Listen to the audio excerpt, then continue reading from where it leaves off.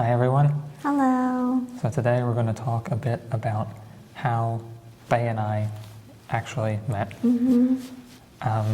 So we'll start off with just some misconceptions that some people might have when they hear that I used to be a monk and then they see me with Pey, a Thai woman. Sometimes they think that I might have met her when I was still a monk and then I disrobed. Yeah, but that was not the case. No, so I had already disrobed back in March of 2022. Disrobed and then went back to Maryland. And then shortly after I got back, I decided I wanted to ordain again. But I didn't go back to Abhayagiri until October of 2023.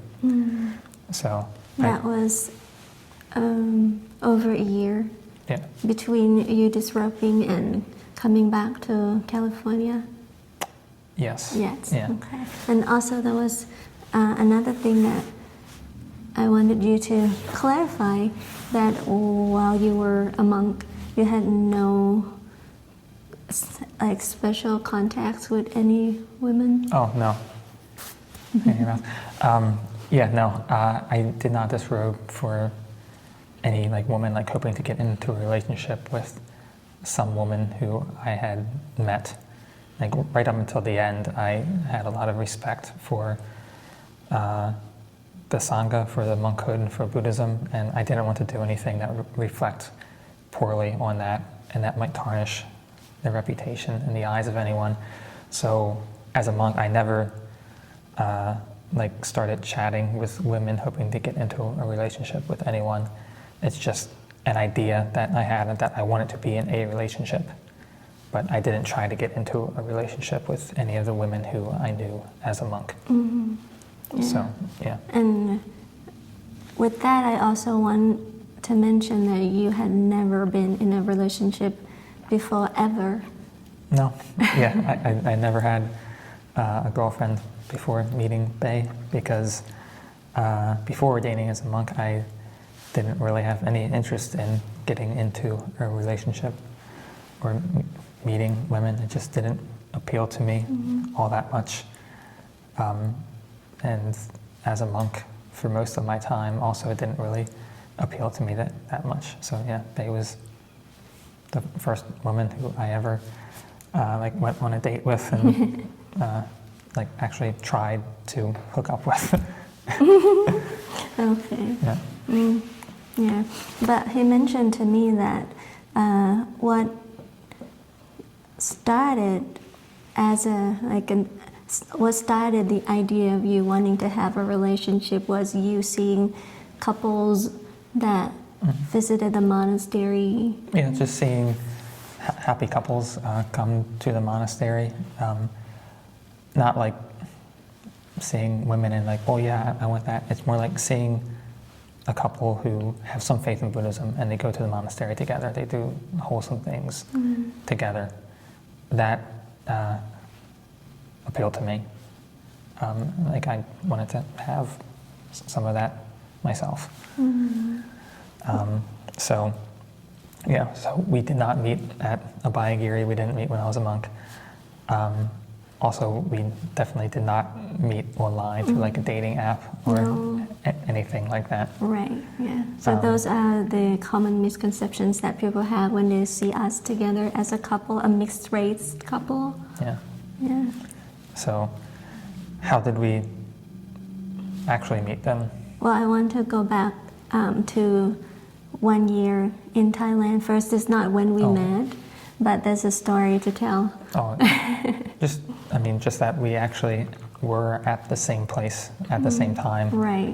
When I was still a monk in Thailand, because Paul Pasano went to Thailand and he gave a talk at Piyapuyutu's. Wat Yanawet Sakawan. Yanawet Sakawan, and Paul gave a talk there.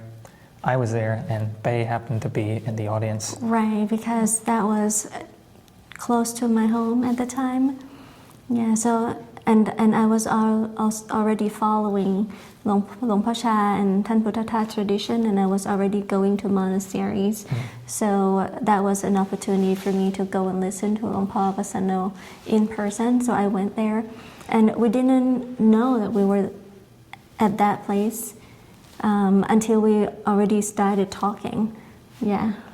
And then I think I mentioned it, or he mentioned it, and then I went and looked at the temple's website, and I found the pictures of him being there and me being there as proof.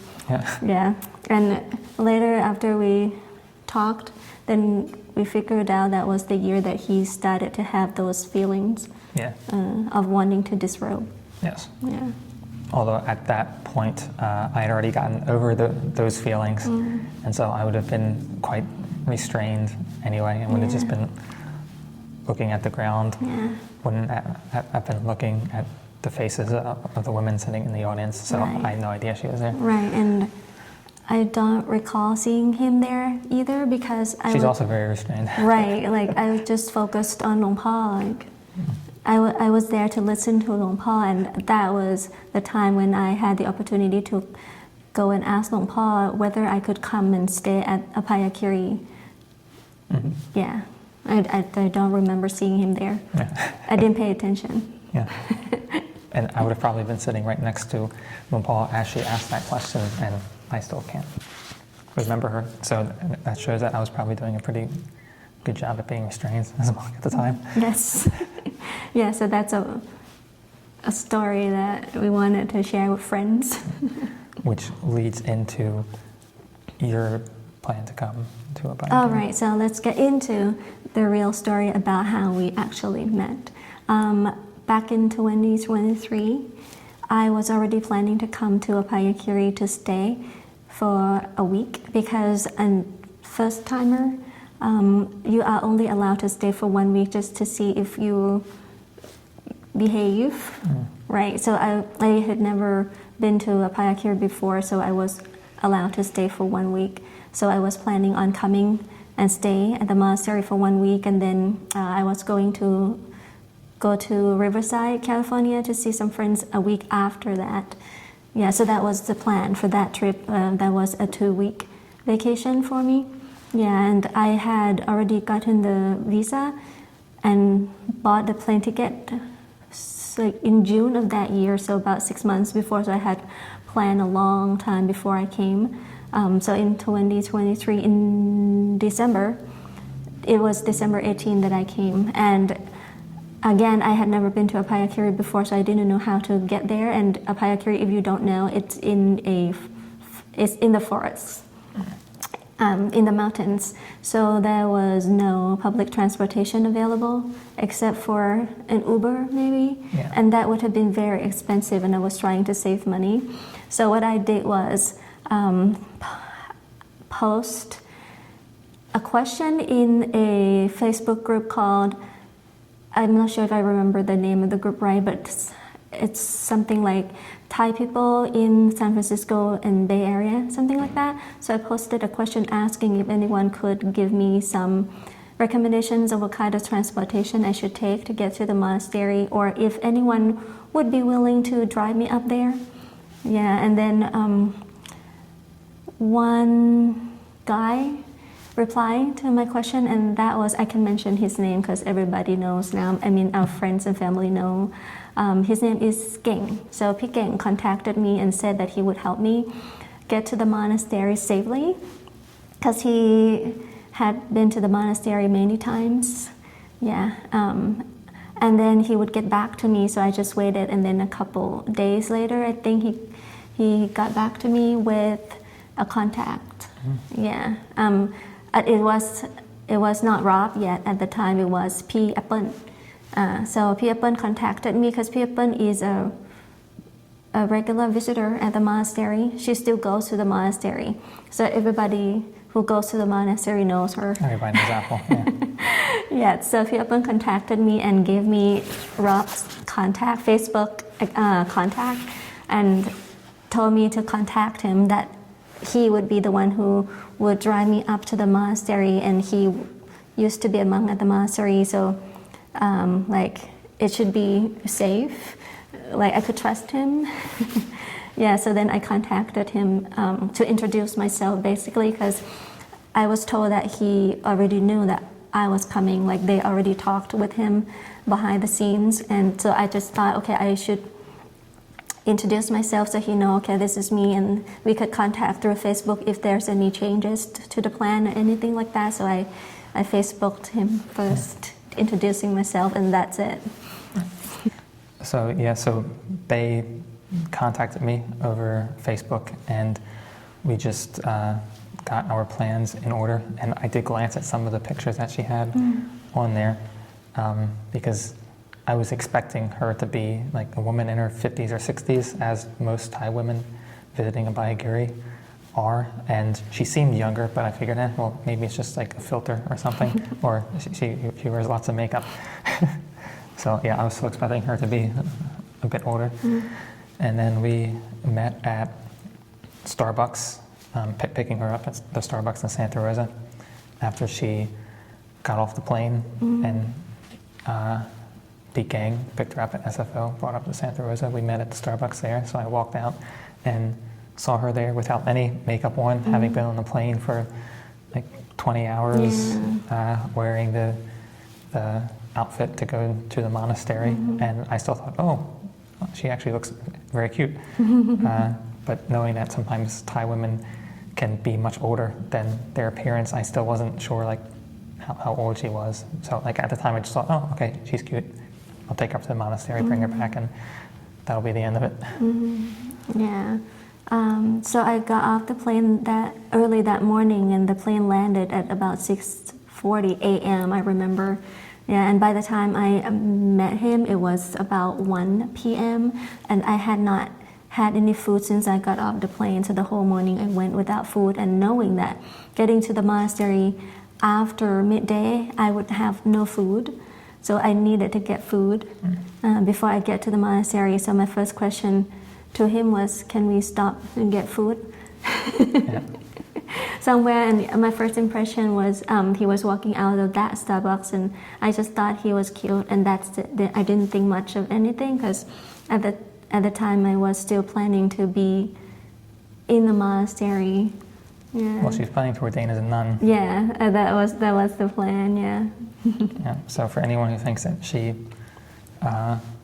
lured me out of the monkhood, no, I lured her out of the nunhood, basically.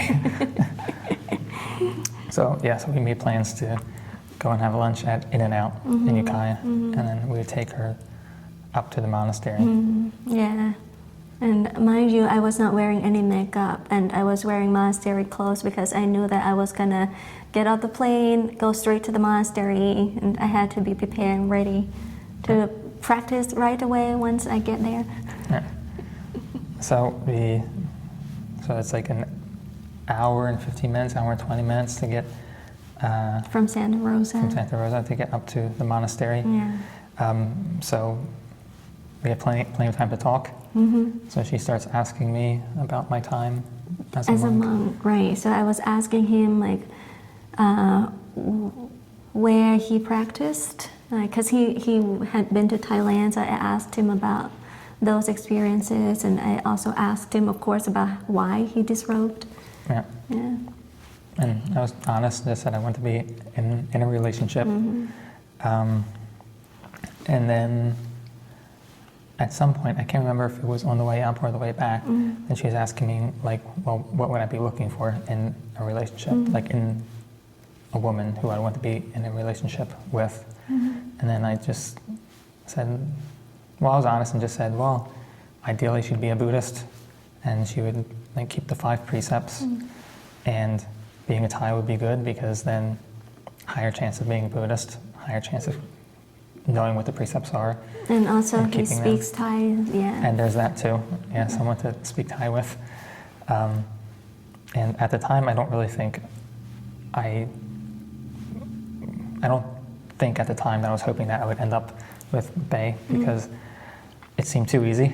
At the time, I didn't even have a job or a place to rent. Like I was staying with some friends, having just left the monastery, just like 2 weeks prior to meeting her.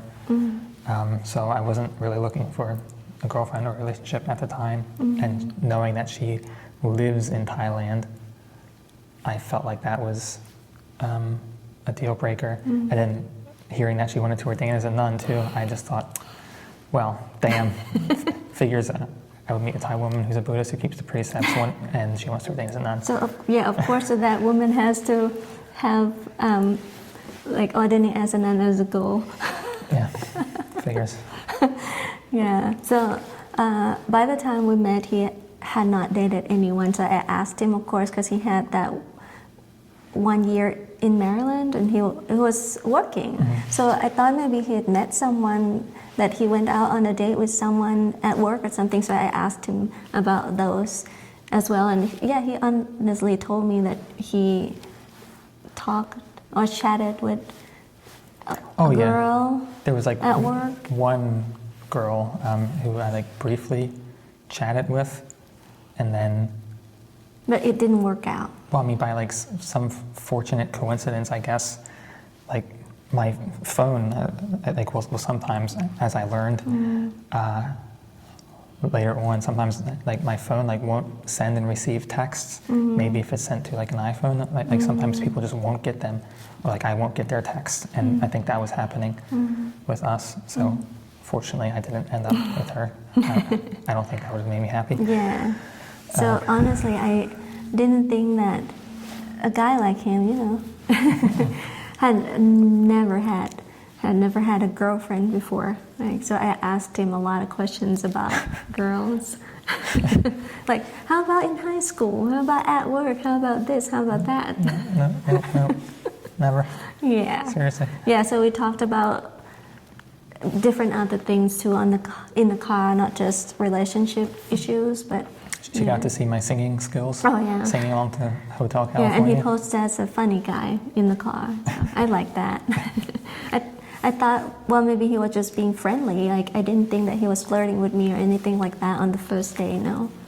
Yeah, maybe, like, oh, this guy is friendly. Maybe I was flirting a little bit, but I mean, it wasn't with the hopes of anything actually happening. Yeah. So. But I didn't think that he was eating on me at the time. No. On the first day, but the second day was different. The second, because of her. So we get to in and out, and then we keep talking, and then I mentioned that I like pepperoni pizza with banana peppers. And I had never heard of banana peppers because in Thailand you don't cook with banana peppers, or you don't eat banana peppers. Yeah. So I had no idea what that was. So we made plans to have some of that at Domino's. Yeah, knowing that he would have to come pick me up from the monastery. The following weeks. Yeah. Yes. So we made plans for that. I just dropped her off at the monastery, showed her around, showed off my skills in writing Thai, and she asked me to read like a page from one of the Thai books. Yeah, and I was really impressed with his Thai skills. Testing my skills. But by then I had already known that he was trying to impress me. Yeah. And so I took her over to where the women stay. Just dropped her off there, and then I headed home. Yeah, and that was it for the first day. That was it. Yeah. So a week later, come back, pick her up, and the plan was to go to Domino's, but they're closed first thing in the morning. So I didn't get to eat pizza with banana peppers. No. So we went to Ellie's Mud Hut instead, a small restaurant. Great food. Yeah. Yeah. And then on the way back... Well, hang on. I couldn't finish my food because, of course, you know, the portions here in the U.S., I couldn't finish it, so I asked for a box, and I didn't want to take my food into the airport that evening, and for some reason I thought I would ask, because normally I would not ask someone who I had just met to take my leftover, but I just thought, well, okay, maybe it's better than just throwing away food, and if he doesn't want it, I will just throw it away. I asked him, and he accepted it. Because I'm too frugal, and The I food couldn't was bear to good. throw it away. The food was good. Yeah. Yeah, we didn't want to throw that food away. Yeah. So I was like, okay. yeah. So we drive back, and on the way back somehow, I think she was asking me more about like what I would look for in a relationship. Yeah. And she asks about like age range. Limitation, right? Something like Age that. limit. Yeah. And I said, oh, well, I'd be willing to date someone maybe like 10 years older than me, Well, thinking that she was probably older than that, because again, like Thai women sometimes look older. yeah. I asked him about that, and he turned to me and said, quote, "You're probably too old for me." So I was like, huh? How old do you think I am? But that was also, I mean, sort of like testing you. I mean, to like say, like if you push back and like show interest, like, no, I'm not. and yeah. So I asked, so there's an age limit, Yeah. right? Like, so I probably asked how old he was. Yeah. Yeah, like I asked how At the old you time, were, 32. right? 32, and then Oh, he said, I'm 42. Yeah. and he said 10 years for the Yeah. age limit. Yeah. So I'm like, I'm 42. Oh. And I was kind of surprised that she put that forward. Like, Yeah. she's accepting my. So at the time, I already knew Yeah.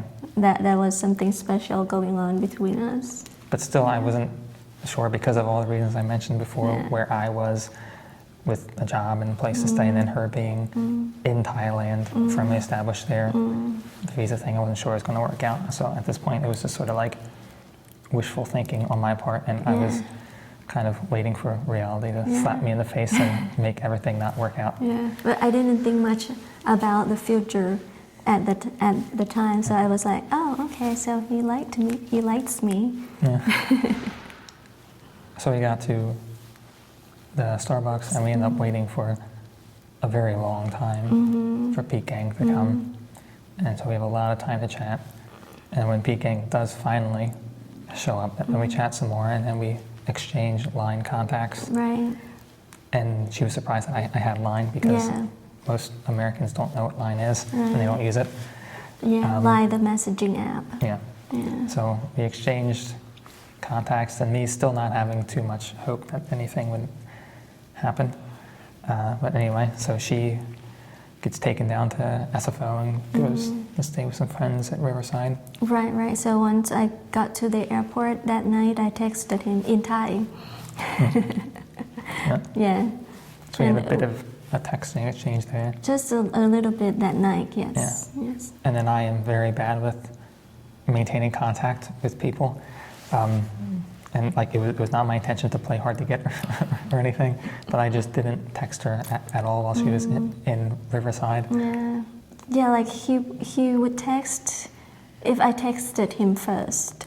Like, yeah. So he would reply. It's not that he would not reply. He would reply only if I texted him first, and then I just stopped texting him because I thought, why did I have to make the move? I'm a woman. But knowing that he had never dated anybody, so I thought maybe he just didn't know how to do it. Or, That's pretty much it. yeah. And also I knew that he was looking for a job, so I thought maybe he was busy looking for a job, and he was not focused on me because I was not the first priority at the time. Getting a job was the first priority, and I totally understand that. Yeah. So I waited a few days until New Year's Day, and I texted him, "Happy New Year." Happy New Year. And then after she texted that a short while, like I called her, but she was with friends. Yeah. And so after she got to the airport and got through security, then I called her again, and then we chatted for We talked 2 hours. Yeah. We talked for 2 hours at the airport while I was waiting for the plane to fly back to Thailand. Yes, I was flying on New Year's Day. Yeah. So that was the end of our first meeting, or Yeah, basically. Yeah. And then she flew back to Thailand, and then after she got back, then we did like a line video call thing, and we ended up doing that every single night for the next like 3 months. That was us being in our long distance relationship. But when we when did we confirm our relationship? So yeah, that was like after a few days of doing the video calls, I was sort of thinking, why are we doing this like every night? Like, are we friends or are we more than friends? Right. What's going on? Yeah. So it was one day when the day before he was going to the monastery to visit, and because there was a ceremony going on that day, and I asked him to say hello to all the friends that I had met at the monastery, and then I asked him how he would tell the friends if they asked why were we communicating or how were we communicating. Yeah, so the question was like, how do I refer to you? Like, my friend Pey or my girlfriend Pey? yeah. Wasn't sure. Yeah, so that was when we confirmed our relationship, that okay, now we can call each other boyfriend, girlfriend. Yeah. So chatting every night, anywhere from like 1 to 3 hours. Yeah. I think we only missed it like 1 or 2 nights because Yeah. she had something going on. Yeah, like I had to go out, he had to go out. Yeah. For most of January, January, February. I was still quite concerned about finding work because I left the monastery and stayed with friends early December and couldn't find any work until like mid-January is when I finally got a job, and then I was still very concerned about finding a place to rent.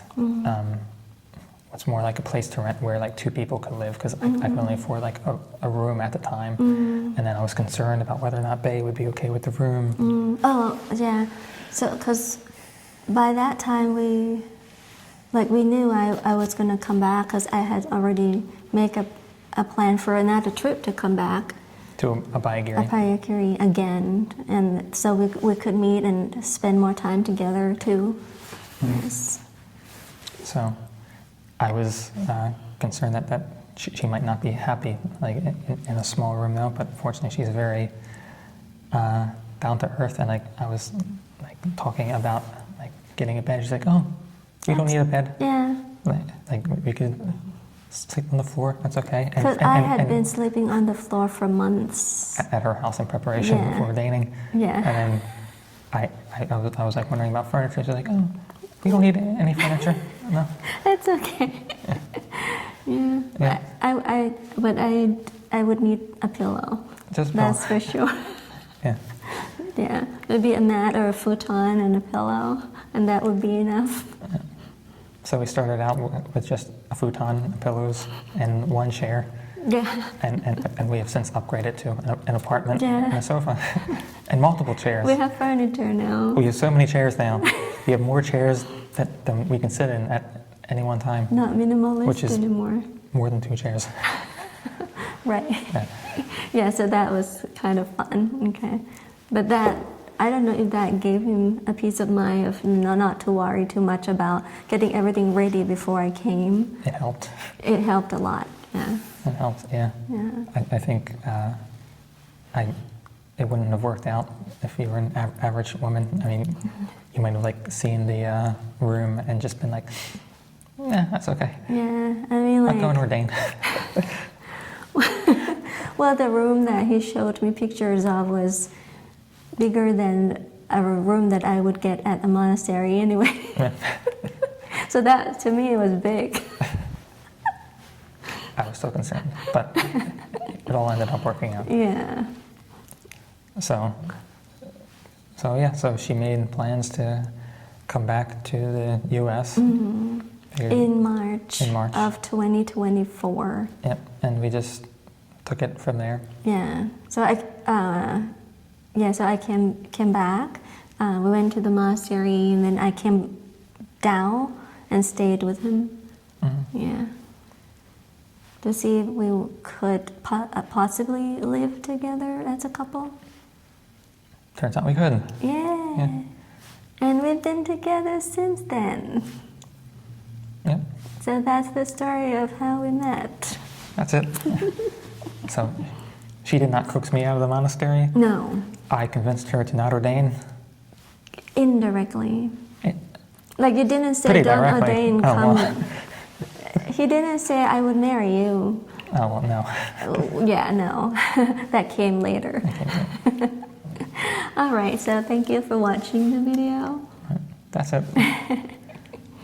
We'll tell you more about our relationship Stuff. in another video. Yep. Okay. Later. Like and subscribe. Bye-bye. Bye-bye.